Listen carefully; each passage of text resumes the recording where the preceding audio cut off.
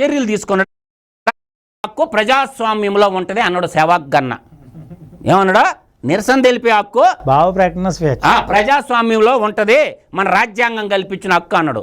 అదే సెవాక్ గన్న కౌపల్ల డీజీపీగా ఉంటే DGP office కోతవేటు దూరంలో పోయి టీడీపీ ఆఫీస్ బద్దలుగా పగలగొడితే కళ్ళు దొబ్బినాయా డీజీపీకా? ఏం చర్యలు తీసుకున్నాడా?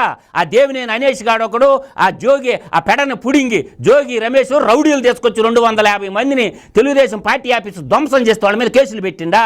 దీన్ని ఎందుకు మాట్లాడు? ఈ కాంతి రాణా కానీ కసిరెడ్డి రాజేంద్ర అంటే ఇంకొక ఇన్సిడెంట్ చెప్తా. వాట్సాప్లో సోషల్ మీడియాలో పెట్టి చంద్రబాబు నాయుడు ఇల్లు ముట్టడే అని చెప్పి పోయారు. ఆడ టీడీపీ కార్యకర్తలు ఎదుర్కొంటే తోక ముడుచుకొని వెనకొచ్చిండు ఈ పెడన పుడింగి జోగి రమేష్.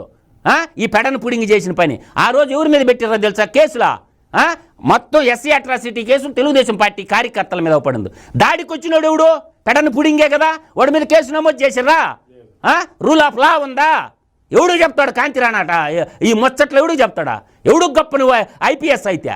నీలాంటి ఐపీఎస్లో ఎంతో మంది వచ్చారు, ఎంతో మంది పోయారు రాష్ట్రానికి. ఐపీఎస్లకే బ్యాడ్ నేమ్ ఇలాంటి వాళ్ళు. చెడ పురుగుల్లాగా జగన్మోహన్ రెడ్డికి చెంచాగిరి గులాంగిరి చేసుకొని బతుకుతా మీరు. నేను అడిగేది ఇదే సుబ్బు గారు, ఐపీఎస్ ఆఫీసర్లు ఐఏఎస్ ఆఫీసర్లు మీ ఆస్తులు ప్రకటించారా మీరు మగోళ్ళు అయితే ముందా?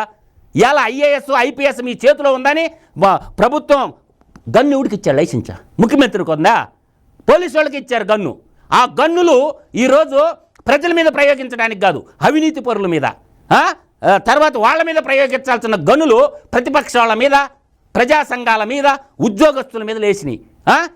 మీ ముఖ్యమంత్రి 43,500 కోట్ల రూపాయలు ఆర్థిక తీవ్రవాదిగా అవినీతి అయ్యాడు. ఎందుకు ప్రశ్నించి ఎందుకు ఎవడికి నువ్వు చెల్లిట్టు కొడుతున్నావా? ఒక ఆర్థిక తీవ్రవాదికి చెల్లిట్టు కొడతారు మీ ఐపీఎస్ ఆఫీసర్లు అందరూ. ఇది నిజమా అబద్ధమా చెప్పు. మీ ఐపీఎస్ ఆఫీసర్లే కదా, అంటే వాళ్ళు సిబిఐలో ఉన్నా కూడా ఈడీలో ఉన్న ఐపీఎస్ ఆఫీసర్లే కదా, నాంపల్లి కోర్టుకి ఇచ్చారు కదా.